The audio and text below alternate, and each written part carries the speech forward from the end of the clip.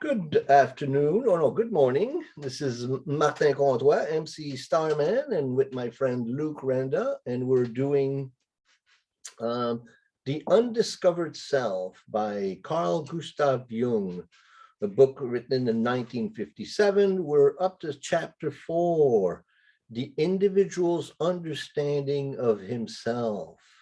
And so it's been really fun to be sharing this work with you. The video is getting a lot of attention, so thanks for sharing it, thanks for listening to it, and thanks for subscribing to our channel. My channel is The Healer and the Dreamer Astrology, and Luke is Feel the Link. Today is Samhain. Samhain is, in astrology, it comes at the 15th degree of Scorpio. When the sun reaches the 15th degree of Scorpio, the middle of Scorpio, it is a celebration of a change of season. In Celtic and indigenous traditions, it was the beginning of winter. And so we got our candle and we're going to do a little smudge for Samhain, and we'll get right into it. How you been feeling this shift of energy, Luke? I like it. I like this type of season. Slowing down, going inwards, not having to, summertime is such an extroverted time, right? And yet you're doing your garden and you're doing your firewood and you're doing all this stuff to kind of prepare for this time. And then when it kind of comes around, it's like, oh, here we go. Rainy days and reading books and going for walks on nice trails, Yeah, less busy. It's also more time for reading and more time for studies. I just did a video on Samhain and the Scorpio new moon, and really so many of us are feeling that shift. And this is the darkest time of the year. So here we go. We're going to get into the individual's understanding of himself. Thanks for joining me in this, Luke. Yeah, you're welcome. You want to start this first paragraph? Sure. Now this chapter is dense. Lots of really profound concepts. So it may be a little slower and we may have to explain more or at least discuss more. So we'll do our best. It is astounding that man, the instigator, inventor, and vehicle of all these developments, the originator of all judgments and decisions, and the planner of the future, must make himself such a quantité négligeable. Quantité négligeable means something that you don't pay attention to. Why does man not take more time to get to know himself? The contradiction, the paradoxical evaluation of humanity by man himself, is in truth a matter for wonder, and one can only explain it as springing from an extraordinary uncertainty of judgment. In other words, man is an enigma to himself. This is understandable, seeing that he lacks the means of comparison necessary for self-knowledge. He knows how to distinguish himself from the other animals in point of anatomy and physiology. But as a conscious, reflecting being, gifted with speech, he lacks all criteria for self-judgment. He is on this planet a unique phenomenon which he cannot compare with anything else. The possibility of comparison and hence of self-knowledge would arise only if he could establish relations with quasi-human mammals inhabiting other stars. You want to keep going? Yeah, let's keep going.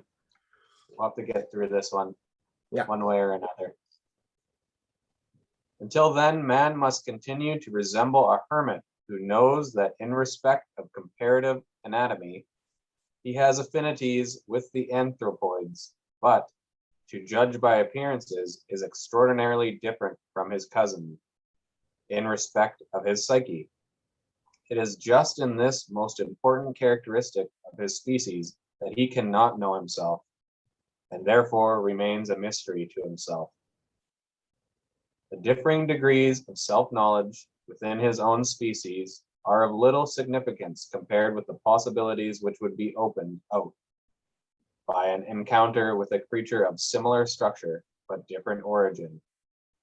Our psyche, which is primarily responsible for all the historical changes wrought by the hands of man on the face of this planet, remains insoluble puzzle and an incomprehensible wonder, an object of abiding perplexity, a feature it shares with all nature's secrets.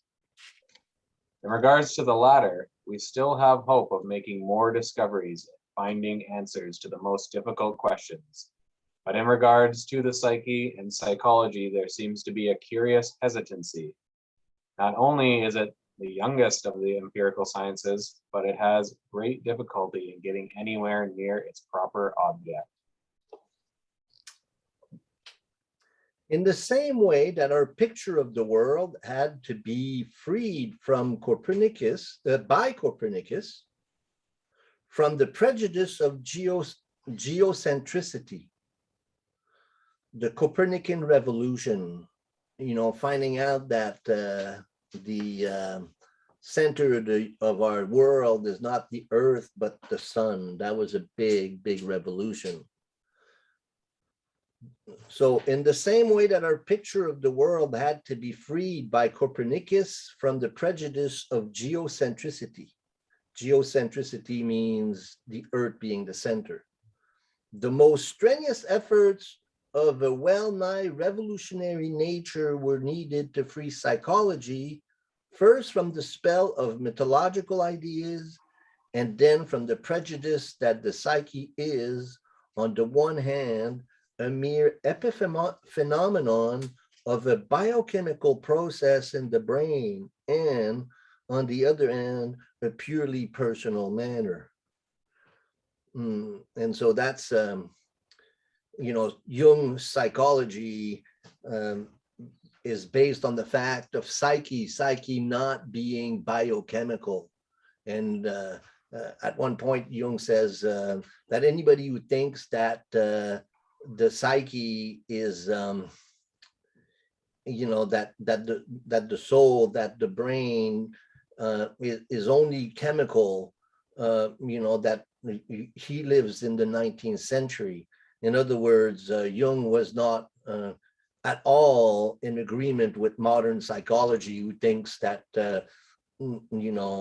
everything psychological can be fixed by medicines, by chemicals, by fixing the chemistry of the brain. One can heal neurosis and psychosis.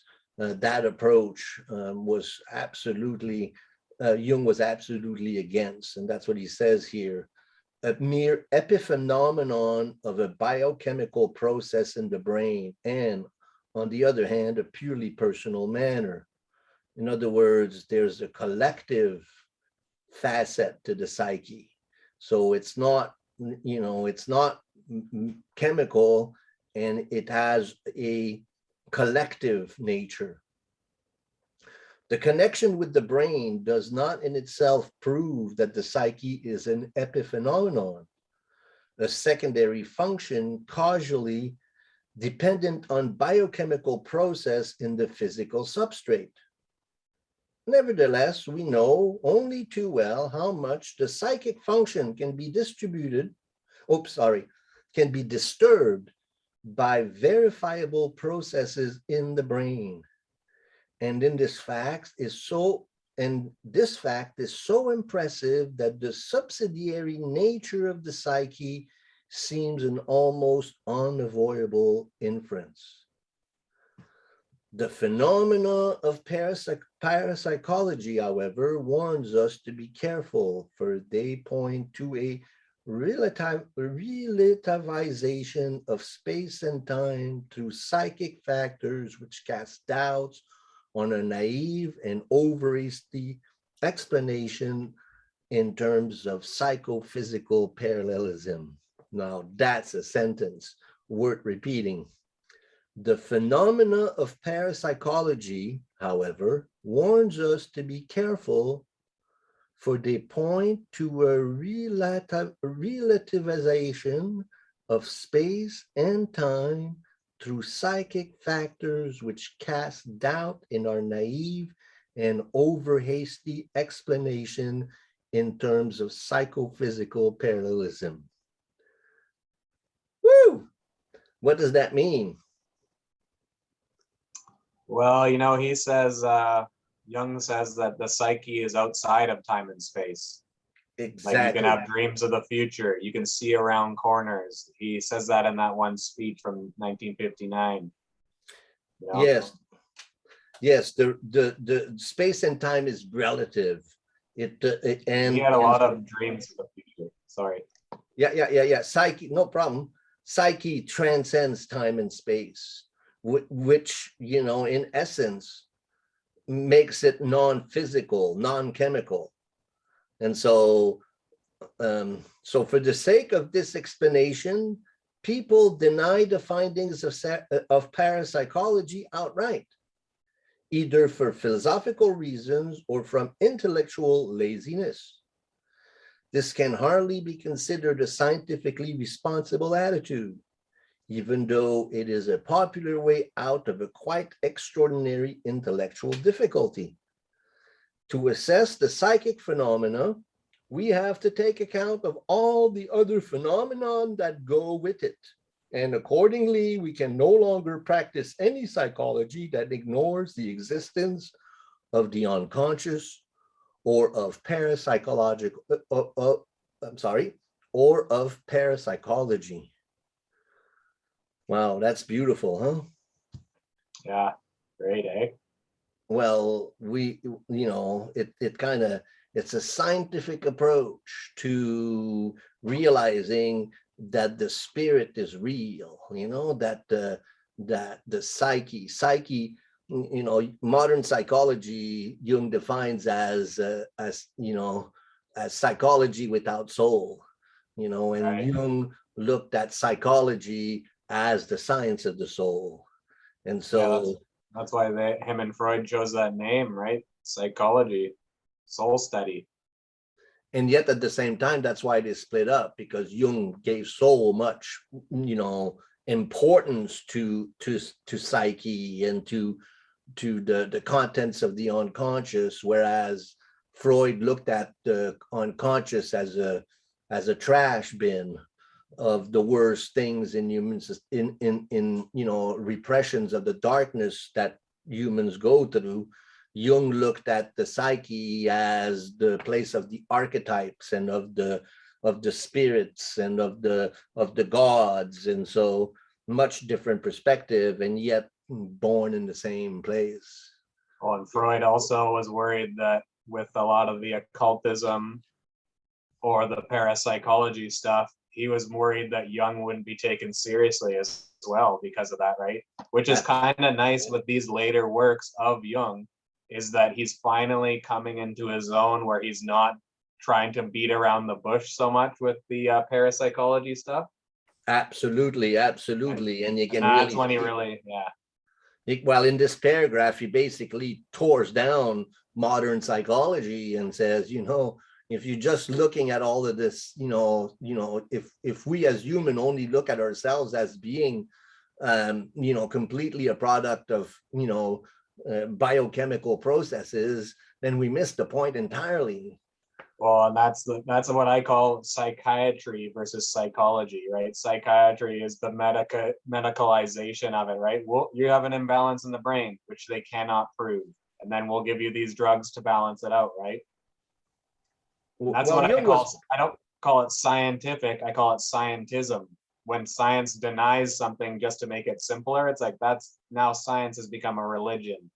It's scientism. It's actually not science. It's not empirical. Jung was a psychiatrist, though, also, by training and by profession. So he comes from that, perspective. But yeah, we're getting downstream a little too far here. You want to get the next chapter, Yeah, let's do it. the next paragraph? Yeah. The structure and physiology of the brain furnishes no explanation of the psychic process. The psyche has a peculiar nature which cannot be reduced to anything else. Like physiology, it presents a relatively self-contained field of experience, to which we must attribute a quite special importance because it includes one of the two indispensable conditions for existence as such, namely the phenomenon of consciousness. Without consciousness, there would, practically speaking, be no world, for the world exists for us only insofar as it is consciously reflected by a psyche. Consciousness is a precondition of being. Thus, the psyche is endowed with the dignity of a cosmic principle, which philosophically and in fact gives it a position co-equal with the principle of physical being. The carrier of this consciousness is the individual, who does not produce the psyche of his own volition, but is, on the contrary, performed by it and nourished by the gradual awakening of consciousness during childhood. If therefore the psyche is of overriding empirical importance, so also is the individual, who is the only immediate manifestation of the psyche. Wow, how beautifully explained, huh? Nice. Next paragraph. This fact must be expressly emphasized for two reasons. Firstly, the individual psyche, just because of its individuality, is an exception to the statistical rule and is therefore robbed of one of its main characteristics when subjected to the leveling influence of statistical evaluation. Secondly, the churches grant invalidity only insofar as it acknowledges their dogma. In other words, when it submits to a collective category. In both cases, the will to individuality is regarded as egotistical obstinacy. Science devalues this as subjectivism, and the church condemns it morally as heresy and spiritual pride. As the later charge, it should not be forgotten that, unlike other religions, Christianity holds up before us a symbol whose content is the individual way of life of a man, the Son of Man, and that it even regards this individuation process as the incarnation and revelation of God himself. Hence, the development of man into self acquires a significance whose full implications have hardly begun to be appreciated, because too much attention to externals block the way to immediate inner experience. Were not the autonomy of the individual the secret longing of many people, it would scarcely be able to survive the collective suppression, either morally or spiritually. Were not the autonomy of the individual the secret longing of many people, it would scarcely be able to survive the collective suppression, either morally or spiritually. Wow. Don't think we need to touch that one. I don't think so. Go ahead. All these obstacles make it more difficult to arrive at a correct appreciation of the human psyche, but they count for very little beside one other remarkable fact that deserves mentioning.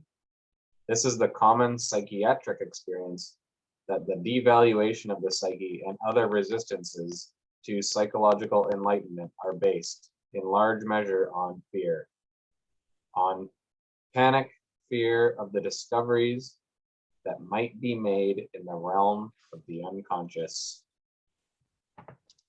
These fears are found not only among persons who are frightened by the picture Freud painted of the unconscious, they also troubled the originator of psychoanalysis himself, who confessed to me that it was necessary to make a dogma of his sexual theory because this was the sole bulwark of reason against a possible eruption of the black flood of occultism.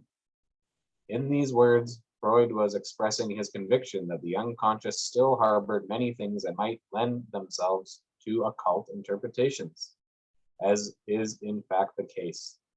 These archaic vestiges or archetypal forms, grounded on the instincts and giving expression to them, have a numinous quality that sometimes arouses fear. They are ineradicable, for they represent the ultimate foundations of the psyche itself.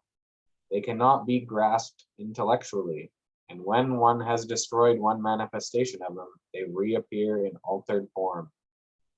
It is this fear of the unconscious psyche which not only impedes self-knowledge, but is the gravest obstacle to a wider understanding and knowledge of psychology. Often the fear is so great that one dares not admit it even to oneself. This is a question which every religious person should consider very seriously. He might get an illuminating answer. You know, in my personal work lately, in my work of analysis and doing charts and dream analysis to people, I'm just so blown away by how much people are afraid to go deep into their process. And so here Jung explains that this fear that we have of deepening our practice of deep psychological work, the resistance, is irrational because when we go deep, we kind of rescue our soul from the darkness, but we're afraid of the darkness. You know, people have dark dreams that they don't want to. It wakes them up at night. So they go to the doctor to get medication so that they'll be able to remain unconscious of what their unconscious psyche is manifesting. And these images tend to be very scary. But until we face that darkness in ourselves, we can't really heal ourselves, and the rest of it is just sublimation and inflation, and that's something that I'm forced to face more and more in my work. Well, yeah, when he says like when you destroy one of these structures, it will reappear in another form. And it's almost like the people have got used to the previous structure, and they know that if they start to break through, that it will start coming up in another way that they're not used to and maybe more challenging or something like that, right? Right. My turn now? Yeah, you want to continue? A scientifically oriented psychology is bound to proceed abstractly. That is, it removes itself just sufficiently far from its object not to lose sight of it altogether. That is why the findings of laboratory psychology are, for all practical purposes, often so remarkably unenlightening and devoid of interest. The more the individual object dominates the field of vision, the more practical, detailed, and alive will be the knowledge derived from it. This means that the objects of investigation, too, become more and more complicated, and that the uncertainty of the individual factors grow in proportion to their number, thus increasing the possibility of error. Understandably enough, academic psychology is scared of this risk and prefers to avoid complex situations by asking ever simpler questions, which it can do with impunity. It has full freedom in the choice of questions it will put to nature. What do you get from that? Well, it's just kind of like the dumbing down of psychology, really. They're just trying to get just enough out of the person to make them be normal, right? Yes, Which is yes. what the medicalization of psychology does, where if you're up here, they want to bring you into the middle. If you're down here, they bring you up into the middle. It's that statistical leveling down, even of the psyche, right? And the pharmaceutical approach to psychology. So to summarize where we've been so far, Jung talks about man not understanding himself, not being, that man is such an amazing thing, but it has no way of comparing itself to anything else. And therefore, man himself doesn't understand himself. And that it has no self-knowledge. And that just like the great Copernican revolution changed the concepts, psychology, changed the perspective of where we stood in the universe, so does psychology change our perspective of who man is. And that man can't really get to know himself unless he understands that there's things about himself that really are much more than just biochemical substances. And then he talks about the Christian, so these preconditions of being, the consciousness, and how this consciousness is met with the unconscious, or the other part of ourselves, so that we have both a conscious and an unconscious, and that both make us who we are. And so then the individual psyche, just because of its individuality, is an exception to statistical rules. So then this individuality, it's dumbed down by statistics and by the church. And then he points to the myth of Christianity as being the myth of individuation. And he says that really we don't understand that about Christianity, is that really it is a myth that talks about man realizing himself as being in relation to God, as being a part of God, and that it is an introverted process.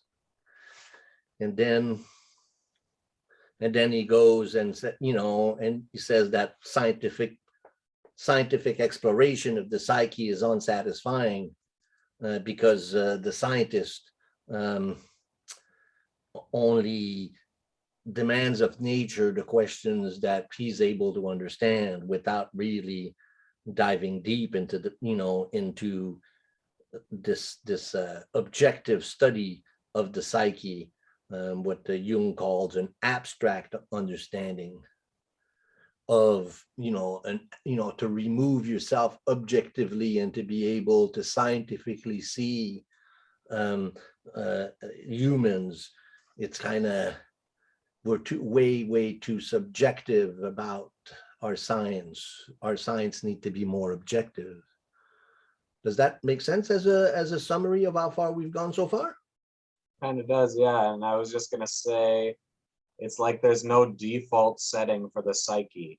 There's no, it's like when, like building a car, they build all the same models of car. Well, that's not how our psyche is. And even the archetypes, like, I don't know if the archetypes themselves change over time, but archetypes are symbol forming structures, is the way Jung describes it. And right. We only see the archetypes through the symbols, right? And so those symbols are always changing, and they're different for everyone. It's kind of like the way you work with astrology. Like, I could have the same exact chart as someone, but I'm living that chart differently. Mm-hmm. So it's not like there's this, this one lump of clay that sort of everyone is molded from. We're all very different as far as consciousness goes. So Right. it becomes difficult for this uniform approach. And that's why Jung didn't like a uniform approach. He's like, if it didn't work for the patient, it doesn't work. The dogma doesn't work, is basically Jung's style. Right. Does that make sense? Absolutely. Absolutely. Absolutely. You want to get the next chapter, next paragraph? Okay. Medical psychology, on the other hand, is very far from being in this more or less enviable position. Here, the object puts the question and not the experimenter. The analyst is confronted with facts which are not of his choosing, and which he probably never would choose if he were a free agent. It is the sickness or the patient himself that puts the crucial questions.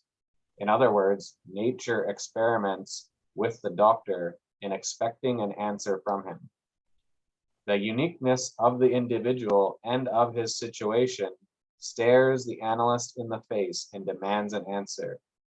His duty as a physician forces him to cope with a situation swarming with uncertainty factors. At first, he will apply principles based on general experience, but he will soon realize that principles of this kind do not adequately express the facts and fail to meet the nature of the case. The deeper his understanding penetrates, the more the general principles lose their meaning. But these principles are the foundation of objective knowledge and the yardstick by which it is measured. With the growth of what both patient and doctor feel to be understanding, the situation becomes increasingly subjectivized. What was an advantage to begin with threatens to turn into a dangerous disadvantage. Subjectivization, in technical terms, transference and countertransference, creates isolation from the environment, a social limitation which neither party wishes for, but which invariably sets in when understanding predominates and is no longer balanced by knowledge. As understanding deepens, the further removed it becomes from knowledge.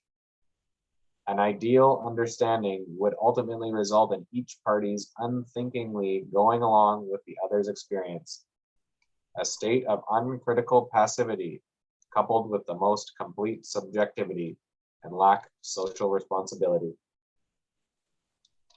An understanding carried to such lengths in any case impossible, for it would require the virtual identification of two different individuals.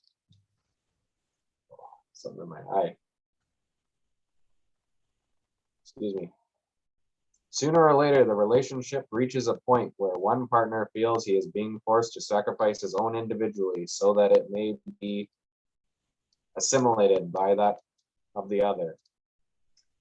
The inevitable consequence breaks the understanding, for understanding also presupposes the integral preservation of the individuality of both partners. It is therefore advisable to carry understanding only to the point where the balance between understanding and knowledge is reached, for understanding at all costs is injurious to both partners. That is profound, and I think needs a little bit of elucidation here. So here, Jung talks about subjectivization. First, he says that really, he talked about first about scientific psychology, and then he talks about medical psychology, where in this case, you are left with the problem of the individual.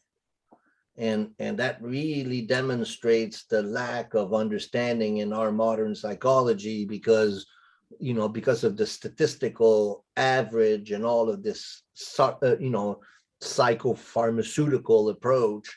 We only seek to normalize and we don't seek to understand the depth of the challenges.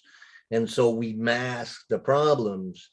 And so then Jung talks about when the doctor actually looks at an approach of trying to understand versus knowing, and the difference between knowing, this is how it is, to understanding the individual, it subjectivizes the relationship. So if I'm trying to understand you, instead of that I know who you are because of my statistics, and and this is how you are, and because you feel depressed, I'm going to give you some uppers, and because you feel too high, I'm going to give you downers. We try to understand the individual, and when you understand the individual, it invites transference and countertransference. So what is that? Transference and countertransference. That's what happens in analysis when you go in depth at all into treatment. The transference is the projection of my own content into the one who is trying to help me, and vice versa. And what that means is that in analysis, you are forced as an individual, the doctor and the patient, to really look at yourself, not just the patient that we're analyzing, but also the doctor himself is faced with the problem, not only of the individual, but also of his own problems, and also of the collective problems in the world that he lives in. And that puts a tremendous amount of weight on the doctor, on the analyst, on the healer. But there's no way that you can go in any kind of depth into the healing process unless you subject yourself to this. And so then Jung emphasizes, as understanding deepens, the further removed it becomes from knowledge. And so my techniques are only so good because now I understand what your problems is. So if I understand your problem, then my knowledge becomes kind of useless, because now I'm faced with an individual. And so that was always Jung's approach to psychology, is that it was a dialectic process, that both persons were transformed by the process. So this inevitable consequence breaks the understanding. For understanding also presupposes the integral preservation of the individuality of both partners. So both partners are individuals. It is therefore advisable to carry understanding only to the point where the balance between understanding and knowledge is reached. For understanding at all costs is injurious to both partners. So then at a particular point, one has to, so this method of dialectic approach is very difficult, and it needs to be balanced with the proper knowledge. In other words, the doctor, even though we're exploring deep into the soul of the other, the doctor has to be equipped with the knowledge of himself so that he can help the other. And so then a balance between understanding and knowledge. So really, in a quick chapter there, a paragraph, Jung explains his methods. And his method, Jung's methods are quite profound. And this next paragraph here will speak to that. How did that feel to you? Did that explanation make sense to you? Yeah, and that paragraph really shows like an insight into Jung himself. And if anyone has read Jung's biographies or from his other biographers, you know that like he had his psychosis, he had his dark side. He did go too far in some cases with some patients, and that's a whole other explanation. But it really makes me want to see your philosophical rose presentation when I read this chapter. Yeah, it got canceled, but the more I dive into that material, the more I'm realizing that it needs to be treated in a long series of workshops. And so I'm working at it and continuing that process. Cool. This next paragraph there is gold. And so I'm going to let you do that one. Okay. This problem arises whenever complex individual situations have to be known and understood. It is the specific task of the medical psychologist to provide just this knowledge and understanding. It would also be the task of the director of conscience, zealous in the cure of souls, were it not that his office inevitably obliges him to apply the yardstick of his denominational bias at the critical moment. As a result, the individual's right to exist as such is cut short by collective prejudice and often curtailed in the most sensitive area. The only time this does not happen is when the dogmatic symbol, for instance, the model life of Christ, is understood correctly and felt by the individual to be adequate. Understood concretely. Oh, concretely. I thought it said correctly. Mm-hmm. How far this is the case today, I would prefer to leave to the judgment of others. At all events, the analyst very often has to treat patients to whom denominational limitations mean little or nothing. His profession therefore compels him to have as few preconceptions as possible. Similarly, while respecting metaphysical, i.e. non-verifiable convictions and assertions, he will take care not to credit them with universal validity. This caution is called for because the individual traits of the patient's personality ought not to be twisted out of shape by arbitrary interventions from the outside. The analyst must leave this to environmental influences, to the patient's own inner development, and in the widest sense, to fate with its wise or unwise decrees. So that is profound. That is profound, but and that's as an astrologer, first and foremost, my work is concerned with fate, because a chart, maps out the fate of the individual. And in Jungian psychology, fate also plays that same role. That's why Jung was so much into astrology, because he saw that a lot of the psychological ailment that we have are fated. They're ancestral patterns, ancestral complexes passed down. And so, so it really, so a respect of metaphysical purposes, metaphysical precepts is really important in psychology, and yet to maintain your objectivity through it all. And then he talks about, the cure of souls, the director of conscience. The director of conscience is the priest, right? And so then really in Jungian psychology, Jung almost looks at the analyst, the analytical psychologist, and the priest to play the same function. And in a sense, that's what the astrologer does as well. And so a lot of times when we are dealing with deep analysis, we are dealing with issues of faith and issues of redemption of the soul and redemptions of ancestral line. So then all of a sudden one's psychology becomes, almost metaphysical, almost spiritual. And that's really Jung's great gift to us, and in a sense forms the foundation of what new age healing techniques are. Yeah, really, I don't know if you've studied much Norse mythology, but the Norns, Urd, Verdandi, and Skuld.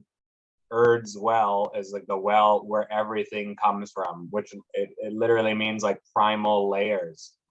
And Urd's well is all of the past, or that which has happened, and it shapes the present and the future, the other two fates, right?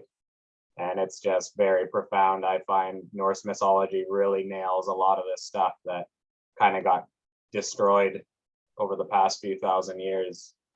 Well, also, in Jung's studying of alchemical principles, the mercurial fountain plays the same role, so then mythologies, are, all the different mythologies of the world really express psychologically the conditions that is in there within all of us, archetypally in the unconscious. And so, that's why Jung gave so much value.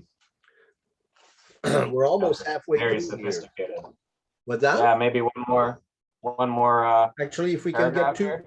if we get two more, then we're in the middle. So, Perfect. and then, well, I really would like to do three more because that's really profound. And then after that, but let's see how it go. Okay. Many people will perhaps find this heightened conscious exaggerated. Many people will perhaps find this heightened caution exaggerated.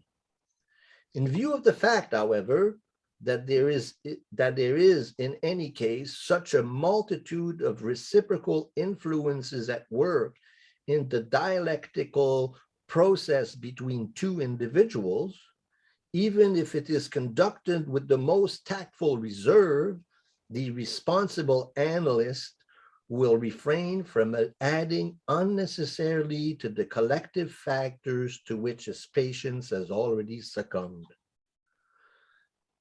Wow. Moreover, he knows very well that the preaching of even the worthiest precepts only provokes the patient into an hostility, open hostility, or secret resistance, and thus needlessly endangers the aim of the treatment.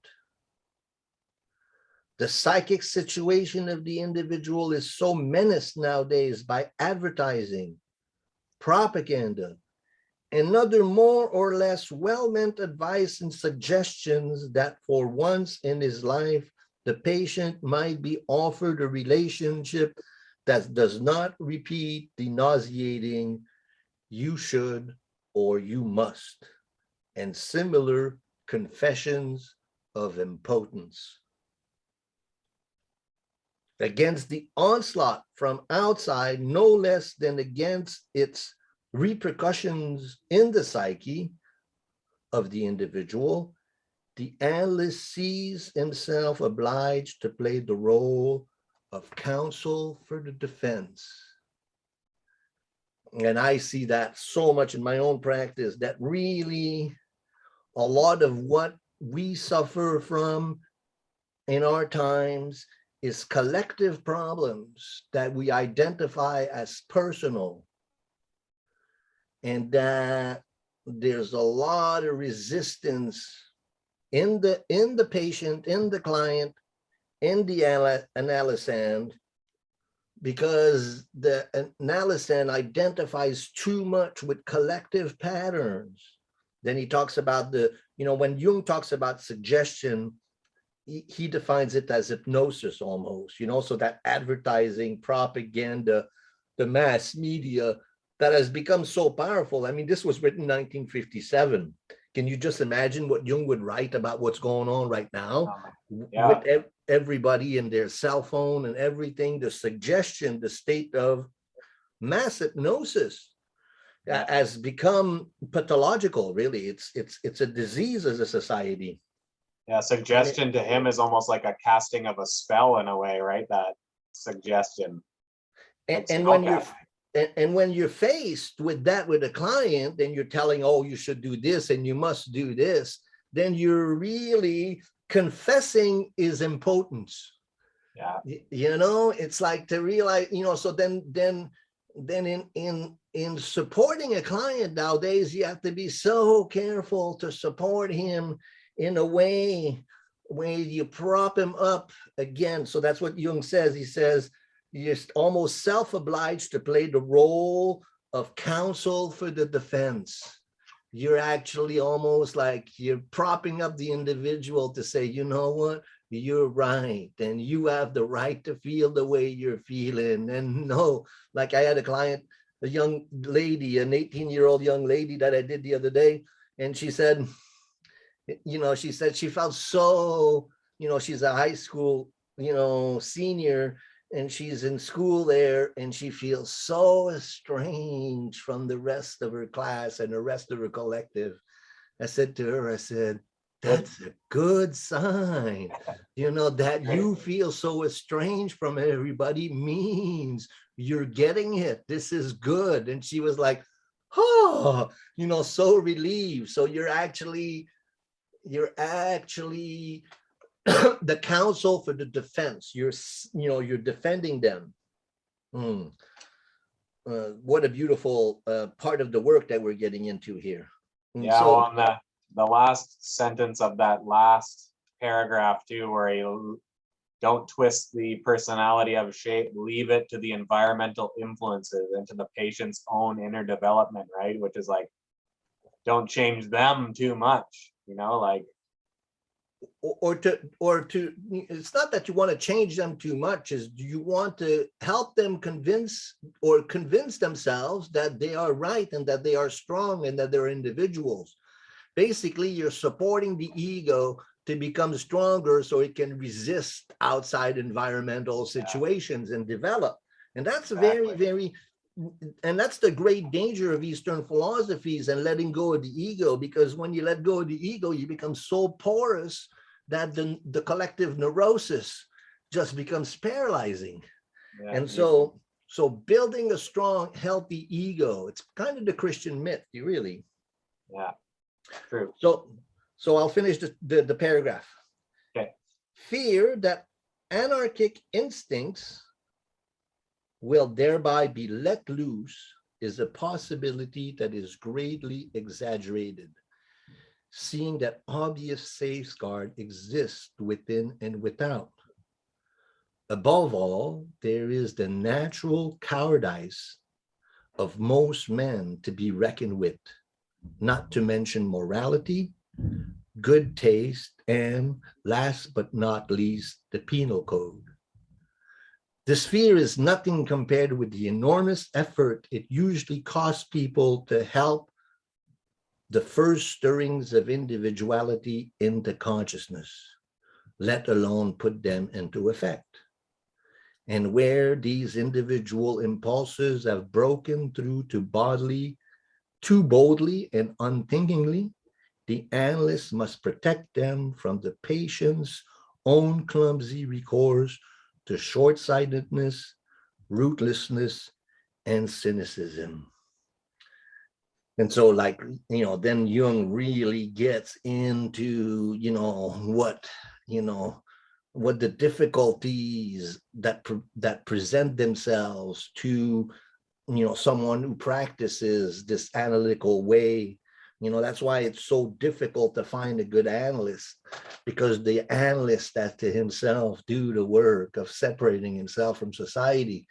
And so this is something that's really, I've just had a series of really difficult clients this week, and really realizing the importance of these points that he's making. Want to read one more and then we'll call it quits? Sure, yeah, we might as well. Yeah. As the dialectical discussion proceeds, a point is reached when an evaluation of these individual impulses becomes necessary. By that time, the patient should have acquired enough certainty of judgment to enable him to act on his own insight and decision, and not from the mere wish to copy convention, even if he happens to agree with the collective opinion. Unless he stands firmly on his own feet, the so-called objective values profit him nothing, since they then only serve as a substitute for character, and so help to suppress his individuality. Naturally, society has an indisputable right to protect itself against errant subjectivism, but insofar as society is itself composed of de-individualized human beings, it is completely at the mercy of ruthless individualists. Oh, you got to repeat that sentence, man. From Okay. naturally, society has an indisputable right to protect itself against errant subjectivism. But insofar as society is itself composed of de-individualized human beings, it is completely at the mercy of ruthless individualists. We talked about that in our introduction to this whole series, I'm pretty sure. Well, it's so perfect, a society composed of de-individualized human beings is completely at the mercy of ruthless individualists. How is that just a perfect sentence to describe what we're going through? Yeah. And they're at the mercy of each other as well with their own over collectivization, right? And then you're just moving around in the whims of a crowd that who knows what the hell they're doing. And then we're blaming all of these, billionaires to be the problem, really. But wow. Anyway, go ahead. Yeah. Because that tyrants can't exist in a world of individuals. I always say Exactly. that. Let it band together into groups and organizations as much as it likes. It is just this banding together and the resultant extinction of the individual personality that makes it succumb so readily to a dictator. A million zeros joined together do not, unfortunately, add up to one. Ultimately, everything depends on the quality of the individual. But our fatally short-sighted age thinks only in terms of large numbers and mass organizations. Though one would think that the world has seen more than enough of what a well-disciplined mob can do in the hands of a single madman. Unfortunately, this realization does not seem to have penetrated very far, and our blindness is extremely dangerous. People go on blithely organizing and believing in the sovereign remedy of mass action, without the least consciousness of the fact that the most powerful organizations can be maintained only by the greatest ruthlessness of their leader and the cheapest of slogans. Boom. Boom is right. I think we need to write the next paragraph and then we'll stop there because these ideas group together. Okay. Curious enough, the churches too want to avail themselves of mass action in order to cast out the devil with Beelzebub. The very churches whose care is the salvation of the individual soul, they do not appear to have heard of the elementary axiom of mass psychology that the individual becomes morally and spiritually inferior in the mass. And for this reason, they do not bother themselves overmuch with the real task of helping the individual to achieve a metanoia, a rebirth of the spirit, Dio concedente, a rebirth of the spirit by the grace of God. It is unfortunately only too clear that if the individual is not truly regenerated in spirit, society cannot be either. For society is the sum total of individuals in need of redemption. I can therefore see it only as a delusion when the churches try, as they apparently do, to rope the individual into some social organization and reduce him to a condition of diminished responsibility, instead of raising him out of the torpid, mindless mass and making clear to him that he is the one important factor and that the salvation of the world consists in the salvation of the individual soul. Wow. Makes it clear to him that he is the one important factor and that the salvation of the world consists in the salvation of the individual soul. Yeah, that really puts my own inner work in great, basically, people ask me all the time, what's my purpose in life? Well, your purpose in life is to save yourself, dude. You can't save anybody else unless you save yourself. And if you save yourself, then you become the example for others to do the same. But if you just don't do the inner work, then you're just a mass man. It is true that mass meetings parade these ideas before him and seek to impress them on his mind by dint of mass suggestion, with the melancholy result that once the intoxication has worn off, the mass man promptly succumbs to another, even more obvious and still louder slogan. his individual relation to God would be an effective shield against these pernicious influences. Did Christ perchance call his disciples to him at a mass meeting? Did the feeding of the 5,000 bring him any followers who did not afterwards cry with the rest, crucify him? When even the rock named Peter showed signs of wavering, and are not Jesus and Paul prototypes of those who, trusting their inner experience, have gone their individual ways in defiance of the world? Perfect way to end that. Yeah. And isn't that what it is, huh? Is that Christianity really, I mean, Christ was, you know, I think that if Christ was around, he'd be hanging out at the blockade to protect the trees, you know. And I think that that's, that's really puts the archetypal Christ, this process of saving my soul, of the Son of Man, and Jung really expresses these ideas really clearly in his volume 11. If you're at all inclined in spirituality, volume 11 of the collected works, Psychology and Religion, East and West.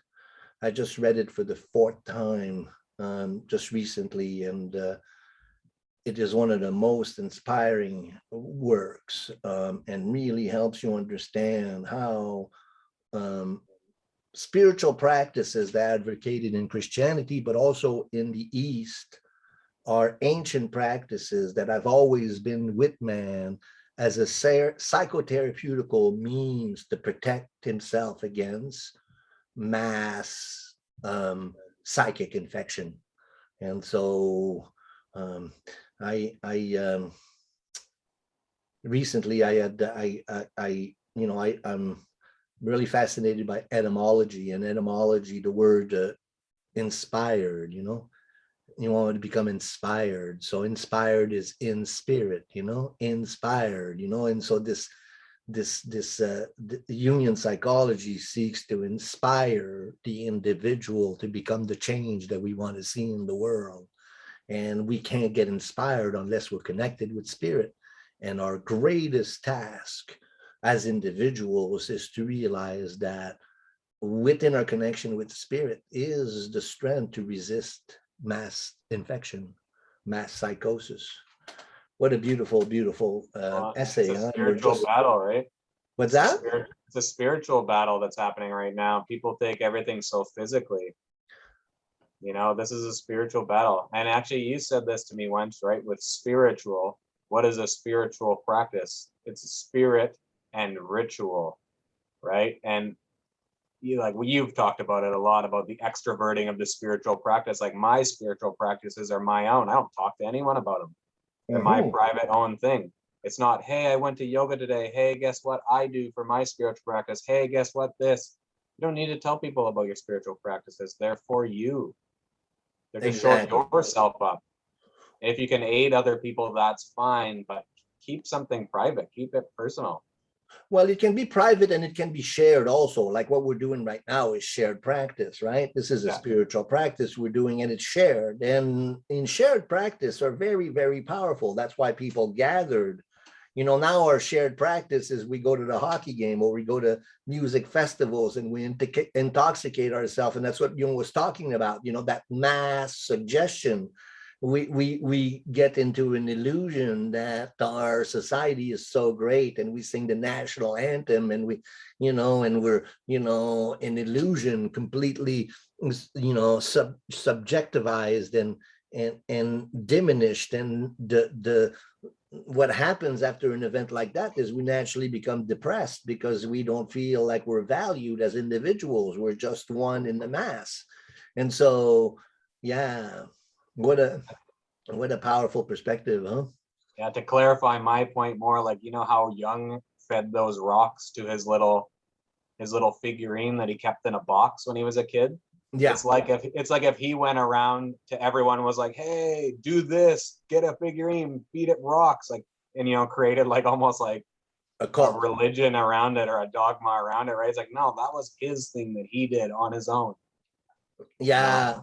That's beautiful, beautiful point. Yes, it is a private thing, but it can be shared as well, with people of the same, understanding as you, that you have. But Mary Louise von Franz said that about Jung. She says, usually a man of that kind of power forms a cult, but Yeah. Jung never wanted to do that. He always said, no, you work with your dreams here. I'm just showing you the way to come to an interconnection with your own inner God.